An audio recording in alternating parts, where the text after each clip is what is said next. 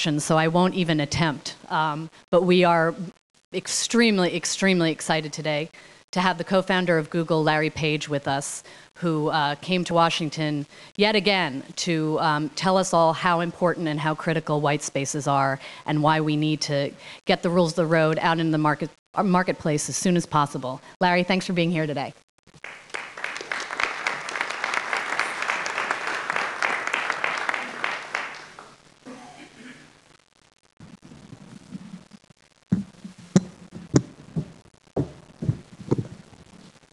Thank you for that introduction. It's a real pleasure to be here and to have all of you here. This is an issue I'm very passionate about, and I hope to explain a little bit of that. But it's really wonderful to see all of you here and see the interest and on such an important issue. Now, you guys may have heard also that yesterday we made an interesting announcement about a little phone, so I thought I'd just show that and get it out of the way. It's actually kind of germane to some of the issues that we have, which is that this phone actually has Wi-Fi in it.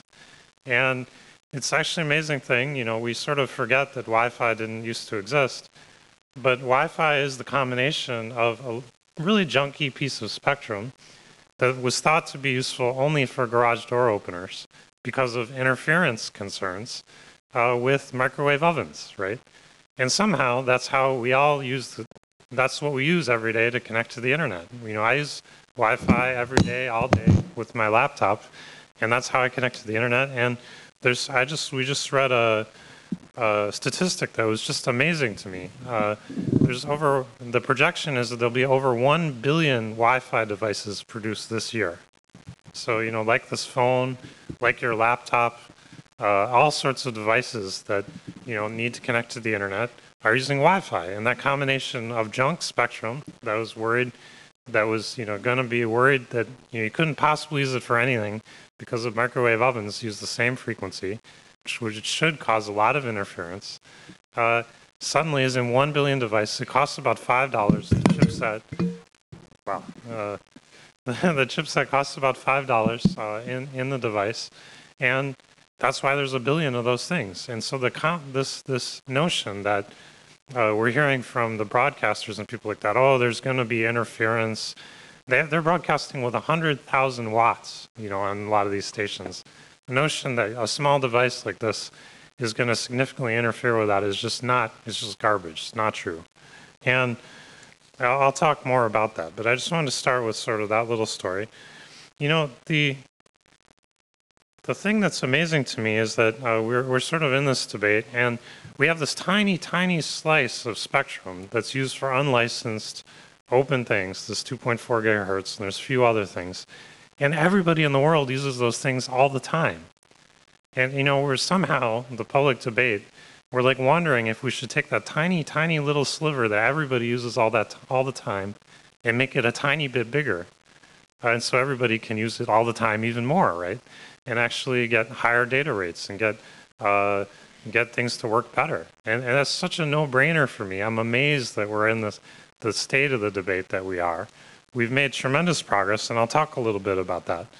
But, you know, that's why I'm here, because I wanted to tell that story. And I think, let me just take a step back and say, you know, that this tiny slice of spectrum that you're using to access the internet is the worst piece of spectrum you could possibly use, the Wi-Fi spectrum. So you got the microwave ovens, which, you know, most of the time you don't use your microwave, so it's not that big a deal. But if you do turn it on, you might lose your Wi-Fi, right?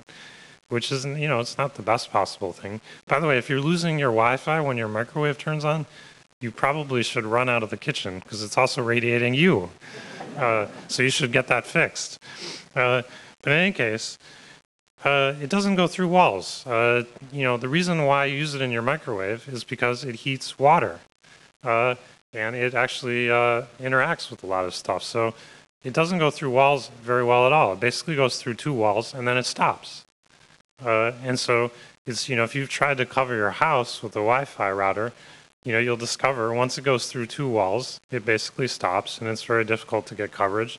And if you're like me, I don't have coverage on many parts of my house because, I go through 2 walls and it stops, and I haven't bothered to put in multiple hubs and so on, which is a hassle. With white spaces, you'd be able to put in the same hub you have now. It'd probably cost the same amount it does now, or, no different, because it's going to be produced in mass quantity, like the billion devices that we have. And it'll go much further. It'll go through your walls. You'll be able to get higher data rates. You'll be able to move video around your house, which is very difficult now. Even when you're getting your Wi-Fi signal at the edge, of your house, which is probably where your TV is relative to your computer, it doesn't go very fast. It probably only goes at 1 megabit, which isn't really enough for an HD TV signal if you wanted to, say, play a file on your computer on your TV. It won't work for that, and that's why you don't see those things happening. With white spaces, you could do that and work perfectly. And those kind of things just reduce. There's no Wi-Fi signal in this room that works. I tried. There's one that seems to be provided by the broadcasters, ironically, but it doesn't work. If you're sitting here with a laptop, it'd be really nice to have a Wi-Fi signal. The cost of providing that is almost zero. But we're not doing that because the range is difficult. You need to put one in each room and so on. Actually, in the back there, I noticed they've got a whole bunch of fiber optic cables they're about to connect to improve the communications, but that takes time and money and so on. And having a greater radius of signal that you can provide easily is a huge economic advantage to the country and to the world. Now, the U.S., I probably don't have to tell you all this, but the U.S. has gone from about third to 16th in broadband penetration, measured against other countries. And the U.S. is a big place. It's difficult to provide broadband, but there's many countries where it's just as difficult that are ahead of us. And, there's a variety of reasons for that, but I think that providing coverage in rural areas is a really hard thing. And, some of that's been talked about already. And I think that having we've done a lot of Wi-Fi projects. We covered Mountain View, our hometown, with Wi-Fi. We use a transmitter every mile or something like that to cover, or even less than that to cover Mountain View. With white spaces, you could do the same thing, but you go a couple miles, or you go much wider area, and that means that you can do it for 1/10 the cost probably, or something like that, or even less. And so those things become much more practical. And in rural areas where you don't have many transmitters at all, almost no transmitters of any type, which why they're rural and why they don't have access to anything, you can have these kind of transmitters that work over a wide radius. That'll be very, very valuable to those people. Now you combine that with, like you have with Wi-Fi, 1 billion devices getting produced per year for $5. And is that going to benefit people? I think that'll benefit people a lot. Not a little bit, but a lot. Now, I don't know if you guys remember back to the days when you were watching analog TV, but I do. And pretty much, you wouldn't change the channel and get a TV station on every channel, right? That would be wonderful, but that's not what happened. There's a lot of unused channels, and those channels, that space can be used. All that static that you see on your television, that's just wasted resource. There's not benefiting by anybody to have that static being on the airwaves. It's not that by not using the airwaves, it doesn't benefit anybody. It's not a natural resource we should try to save, right?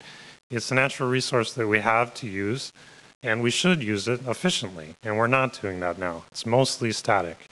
If we were to analyze the spectrum in this room, 95% of it would be static. And there's absolutely no reason for that. There's no good reason for that at all. The reason is that we're using 1900s technologies instead of technologies from this day and age where we have computers, we have low-cost radios, and those things can cooperate to use that spectrum a lot more efficiently than we are now. I was just struck, talking about interference and those kind of concerns. We have, we run a conference with our salespeople, and we have something like, we get about 2,000 of them in one room, in a hotel. And they all have laptops, right? We give them all laptops. And they're all sitting there working. And we have a couple of Wi-Fi hubs set up, and 2,000 people are working in the same room using the microwave oven spectrum. And we worry about interference. It's just crazy. So the advancements that we've made in radios are just amazing. And what we can do for that $5 that goes into your laptop or your telephone now on the Wi-Fi chip, it's an amazing piece of technology, and it can really, really change the world. And it really works. Now, the FCC has been working on white space for about 5 years. You know, this has been debated and looked at and so on. There's, been this process for spectrum sensing and testing of prototypes. You know, I can tell you, I found one guy at MIT and I hired him to make a prototype of spectrum sensing. And, you know, he's a really smart guy. I tried to get him to hire some more people. We have a couple of people in that group. We're trying to hire more. Those things are prototypes, and they've been treated like it's a phone that's released. And it's not. It's a proof of concept. It's like about this big. You know, it has wires coming out of it, and so on. And, you know, we've somehow gotten this state where politically we're doing field testing of a really what is a prototype device. And I've actually been very happy with the results of those tests. They're able to detect signals that are very small and avoid interference and all those things. I actually think they're a tremendous technical achievement. It's not a shipping device ready for you to buy. Now, in general, when the FCC has done things, they haven't said, oh, you have to prove that, you know, you might be able to do this thing before you really do it in order for us to say that you can do it, right? And that's the state we're in. We've got this kind of convoluted logic. All we need is the FCC to say what it generally says, which is you can produce a device if it's shown that it doesn't interfere. And I have 100% confidence that will happen. And in fact, if the FCC does that, it says you can produce a device like you produce for Wi-Fi or these other bands that does not interfere, there'll be hundreds of millions of dollars invested in making those things non-interfering tomorrow. People will write those checks, and it will happen. So that is not what's being debated. What's being debated now is, oh, there might be issues, so those can never be solved, so we should never let you try. You shouldn't be allowed to try to solve those issues because, you know, we don't want you to use this spectrum. We want to do something else with it. That's really what's happening. So I just want people to really understand that. I'm happy to answer more questions about that. There is nobody in the world who would truthfully tell you there's no way to produce these devices without interference. That's just garbage. Not true. And that seems to be the prevailing kind of point of view from the other side. I'd point out that the other side in these issues has a lot to benefit by keeping control of spectrum, right? If you look at all the people who are arguing against this, they all directly benefit against the public good in this area. So please think long and hard before, you know, you all repeat those arguments or think they're true. I really don't think they're true. Now, maybe I should even say more about that because I feel like this is part of the main issue. I was amazed actually, they had these trials they're running, you know, that they set up to test some of these things. And they're expecting our side of this, people to be able to detect wireless microphones that were actually broadcasting on the same channel as TV stations. And that's impossible. There's no way to do that. And what I'm telling you is the test was rigged deliberately, and that's been out there. So yeah, if you're trying to detect a wireless microphone that's on the same frequency as a television station that's broadcasting with way more power, you're going to detect the television station, not the wireless microphone. It's not rocket science. So that's the kind of thing that we've been up against here. And I find it despicable. So I just wanted to make that really clear. This is not a technology issue. I'd be very happy, and I think everyone in the Alliance would be very happy if the FCC came out and said, you can produce any device you want as long as it doesn't interfere. And we're going to use, the FCC has amazing technical people. They're good at testing things for interference. All they need to do is say that. It's not a big deal. And we actually don't need to go through all this complexity right now at all. But in any case, we are where we're at. We're actually very confident of this. You can actually remove all the interference issues entirely and just say, we're not going to broadcast in areas where we know there's TV stations. In fact, there's already a database of all the television stations and where they are, and they actually don't move them very often, right? Television station's a pretty big piece of equipment. It doesn't get moved. And, you know, you can go online, check. You can know roughly where you are. This phone knows where it is, you know, to 3 feet. It's not a big deal to know where you are, even for a mobile device. and just make sure that you're not interfering with any of those things. So there's a variety of reasonable solutions to this. We've proposed the numbers, and anyway, I'm very confident that this we'll get through this. Now, the time is now for the FCC to act. There's been a lot of debate. There's been a lot of work that's gone on. A lot of it very good, and I'm really hopeful that they'll release an order to move forward before the election. And I really would encourage them to do that. I think that's a really important thing for them to act quickly. There's a billion people, a billion devices that aren't getting produced today because the FCC has not acted. This is an area where we could show real leadership in the world in a way that matters to everybody. So I think that's a really important thing. Now, we've been running a campaign called Free the Airwaves, which you've probably seen a little bit about. And I've been really excited about the results. We've had we put up this website, we got a little bit of attention paid to it. And just with that, and in just over a month, we've had more than 15,000 people, and I think you'll see on the graph here, as it's counting up each state there, we've had more than 15,000 people send a message to the FCC through this website, send a message directly to the FCC saying that they support these efforts. And I think, that shows you, even with a little bit of attention, a little bit of time, the number of people who really care deeply about this issue. And I think that it's really important that the FCC stand up and really take good action here.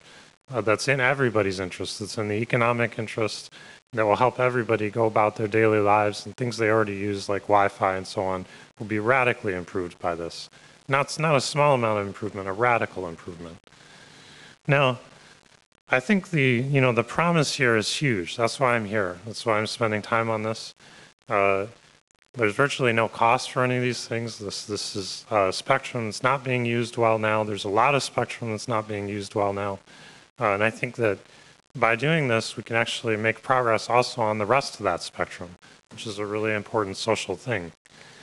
Now, how we got to the stage where a little bit of junk spectrum has caused us to have 1 billion devices being produced every year just because it's unlicensed.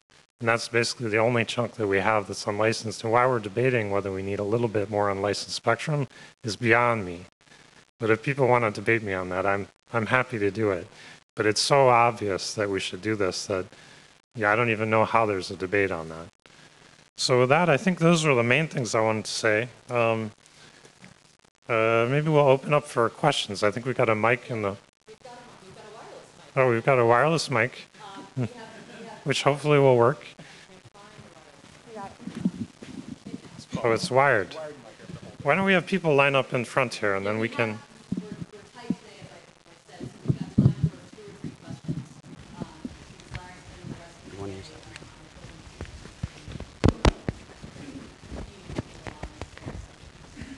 Yeah, so why don't people, it'll be quickest if people want to ask questions, line up behind this nice gentleman, and then we can ask them quickly, yeah.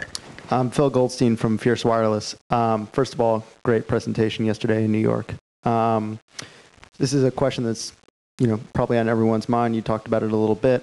How concerned is Google that this decision is going to be punted towards the next administration? And if that happens, how does that change, if at all, Google's strategy? Well, like I said, I'm very hopeful that they'll take action before the election. I'm encouraging them to do that. I think, and I think that will happen. But we'll be in the fight. I mean, it's been going on for a while. We'll continue to do it. I don't think that there's 1 billion devices that aren't getting produced per year because we haven't done it yet. But we should do it at some point. Paul Kirby with TR Daily. You said the tests were rigged deliberately. The tests were done by the FCC. So you're saying the FCC rigged the tests? Look, I think there's been I'm not saying that. I think the broadcasters have been very active in this. I think they've been done at big events and so on like that. I just think that none of those things are necessary. We've actually made a proposal that doesn't require any of those things to actually happen in order to get started on this. And like I said, all that the FCC needs to say is that we will allow people to use the spectrum in an unlicensed way if their devices don't interfere. Literally, that one sentence, that's all that needs to be said. And the testing and so on can go on once you've spent $100 million to make an actual device. Like I said, I've been very happy with the testing. I think it's gone great. That apparently doesn't matter much, what the actual results are and so on. And I think there's been a number of proposals to deal with these things, so it's difficult to debate the practicality when I think, practically speaking, where television stations are. There's safe harbors you can use for the microphones and things like that. You can probably detect the microphones pretty well anyways, and so on. So it's hard for me to debate a practical issue when there's actually no need for that. And all they need to say is they're going to certify devices like they certify every other device to be non-interfering, which they're very good at. Somehow it's turned into a political debate rather than a real debate. I'm an engineer, so I like the real debate. Great way to end it. Sorry, we don't end it. But let's give Larry a big hand. Thank you.